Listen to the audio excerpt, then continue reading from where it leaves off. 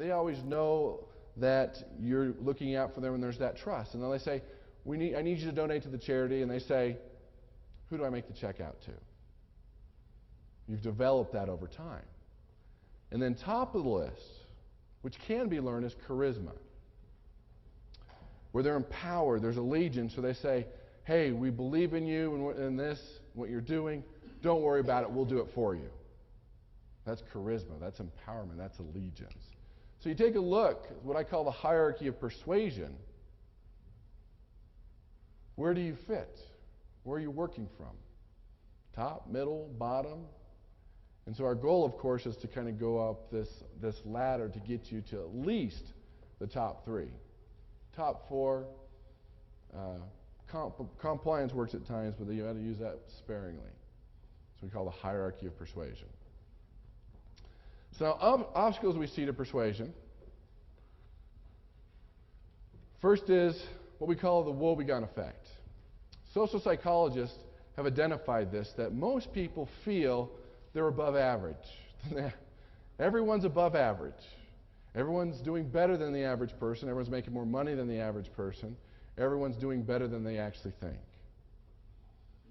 And we see this with the income. You know, when you have to check, do you make 25 to 45 a year, 55 to 65 a year? Most people lie about 2 up. And so the challenge with obstacles of persuasion is many people think they're doing okay and they aren't. Because we'll monitor persuasive situations. And we'll watch the persuader and we'll watch the persuadee. They're going back and forth. And we'll talk to the person doing the persuading. Well, how did you do? Well, great. Did they trust you?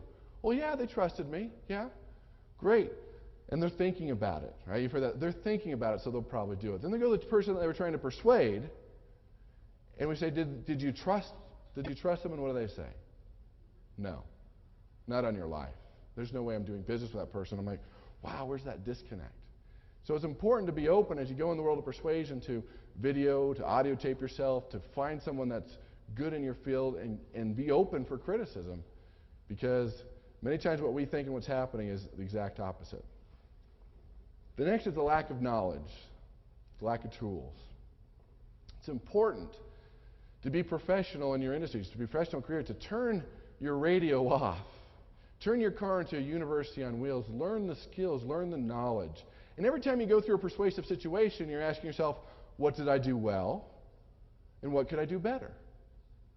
What did I do well? What could I do better? You're analyzing, you're improving, you're growing. You're treating yourself like a do-it-yourself project. Personal development is so important in any skill. And I learned this early on, that personal development is critical. In fact, 95% of all homes with over $250,000, they have a library inside them. Tapes, CDs, they're reading the books, they're doing some different things. Because here's the thing, 2 reasons. A Harvard study shows that those who are learning and growing every day, they're more optimistic about life, about where they're going, what they're going to accomplish. But those who aren't learning and growing every day become negative, pessimistic, doubtful about themselves in the future. Right? You've met those people.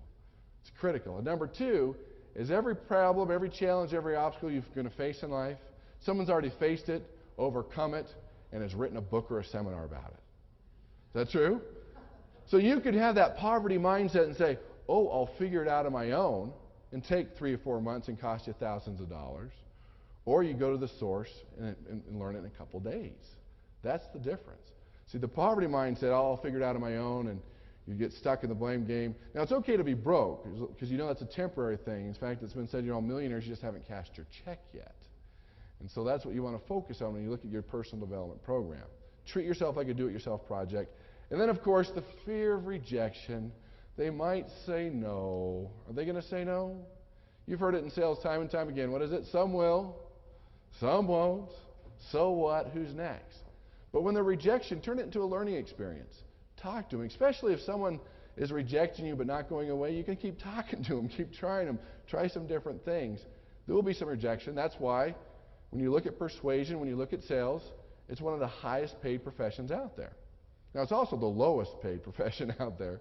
It just depends where you sit.